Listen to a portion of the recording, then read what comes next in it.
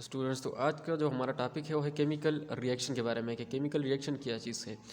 तो chemical reaction जो हमारे पास है डिफाइन इस तरह करते हैं कि break down of old bond,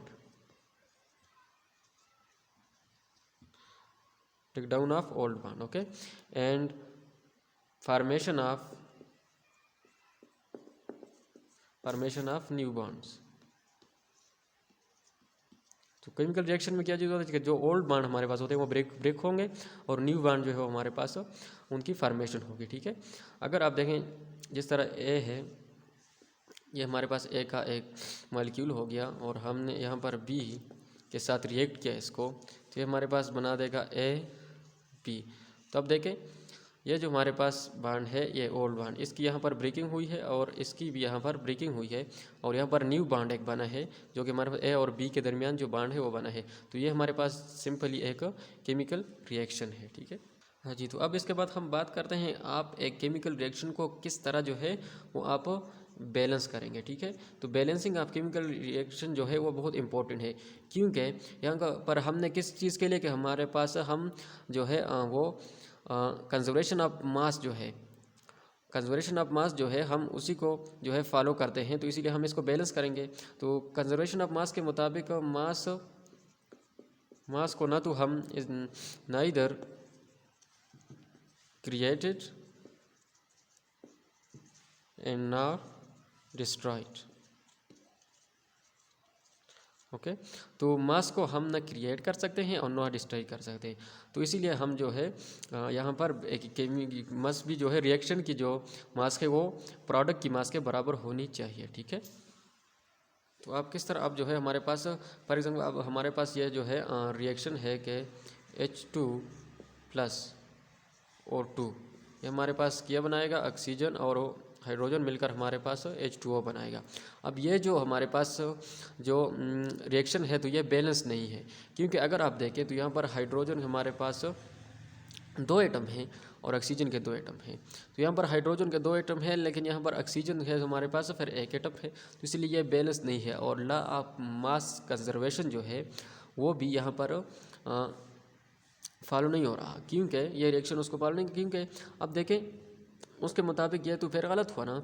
यहाँ पर मास जो है हमारे पास हाइड्रोजन का मास अगर हम देखें तो यहाँ पर अगर 2 ग्राम है और ये हमारे 32 ग्राम है ऑक्सीजन का मास, तो यहाँ पर हमारे पास ये 16 ग्राम है। तो मतलब कुछ मास जो है वो तो कहते हैं कि मास ना ही हम क्रिएट कर सकते हैं ना हम उसको डिस्ट्रॉय कर सकते हैं। तो यहाँ पर मास जो ऑक्सीजन का डिस्ट्रॉय नज़र आ रहा है, तो इसलिए इसको हमने बैलेंस करने के लिए अगर आप देखें तो H2 प्लस 2 हाइड्रोजन और 2 ऑक्सीजन मिलकर, ठीक है, अगर 2 ऑक्सीजन मिलकर बनाते हैं तो हम यहाँ पर सिंपली जो है इस तरह कर देते हैं, इधर हम 2 ऐड कर देते हैं तो 2H2 प्लस O2, तो इधर आप देखें ये हमारे पास बना देगा 2H2O।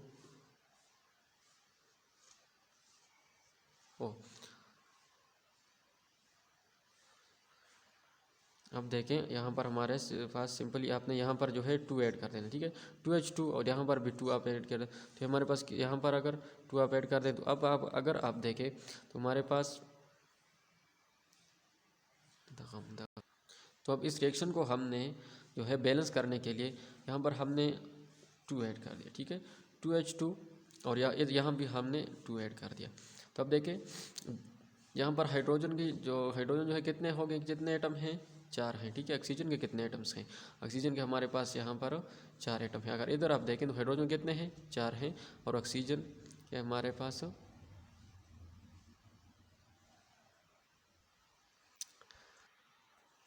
तो इस रिएक्शन को हमने प्लस O2 हमारे पास H2O बना दिया, इसको हमने बैलेंस करना है अगर, ठीक है। तो इधर हमने अगर देखें 2 ऐड कर दिया तो क्या हो गया हमारे पास 2H2 प्लस O2, तो ये हमारे पास इधर भी आप 2 ऐड कर दें, ठीक है। तो अब देखें यहाँ पर ये हमारे पास अब बैलेंस हो गया है, ठीक है ना। ये अगर आप देखें तो हाइड्रोजन हमारे पास कितने, अब यहाँ मास अगर देखें हाइड्रोजन का तो कितना हो गया हमारे पास, ये हमारे पास 4 ग्राम है, ठीक है, ये हमारे पास 32 ग्राम है और यहाँ पर ये कितना है 4 ग्राम और ये हमारे पास ऑक्सीजन भी हमारे पास कितना है, अब इधर भी 32 ग्राम हो गया। ठीक है, तो ये हो गया हमारे पास एक बैलेंस केमिकल इक्वेशन हो गई। ठीक है, तो इसे कहते हैं बैलेंस केमिकल इक्वेशन। अब ये हमारे पास एक केमिकल रिएक्शन है, तो इसको हम डिफरेंट टर्मिनोलॉजीज़ में किस तरह पढ़ेंगे। जिस तरह अगर आप देखें इन टर्म्स ऑफ मोल, अगर हम इसको पढ़ें तो हम ये कहेंगे कि 2 मोल हाइड्रोजन के हैं यहाँ पर, और 1 मोल जो है वो ऑक्सीजन का मिलकर क्या बनाते हैं, 2 मोल वाटर का बनाते हैं। ठीक है, तो इन टर्म ऑफ मोल हम ये कहेंगे कि 2 मोल हाइड्रोजन और 1 मोल ऑक्सीजन का मिलकर 2 मोल ऑफ H2O बनाएंगे। ठीक है, और अगर मास की इन टर्म्स में हम देखें तो हम ये कहेंगे कि 4 ग्राम ऑफ हाइड्रोजन मिलकर 32 ग्राम ऑफ ऑक्सीजन के साथ मिलकर हमारे पास 36 ग्राम ऑफ वाटर बनाते हैं। ठीक है, और अगर पार्टिकल की बात हम करें तो जैसे हम पता है कि 1 मोल में हमारे पास कितने पार्टिकल होते हैं, एवोगैड्रो नंबर के पार्टिकल हमारे पास होते हैं। ठीक है, तो अगर हम यहाँ बात करें, ये जैसे हम Na से जाहिर करेंगे तो हमारे पास 2 Na of hydrogen react with 1 Na of oxygen and form 2 Na of water। Okay, ठीक हो गया। तो अब देखिए मोल के फॉर्म में आपने किस तरह रीड करना है कि 2 मोल ऑफ हाइड्रोजन हमारे पास 1 मोल ऑफ ऑक्सीजन के साथ मिलकर 2 मोल ऑफ वाटर बनाएंगे। इसी तरह 4 gram of hydrogen 32 gram of oxygen के मिलकर 36 ग्राम ऑफ वाटर बनाते हैं। और इसी तरह जो है 2 एवोगैड्रो नंबर हमारे पास हाइड्रोजन के मिलकर ऑक्सीजन के साथ मिलकर 2 time of Avogadro number of water बनाते हैं। ठीक है।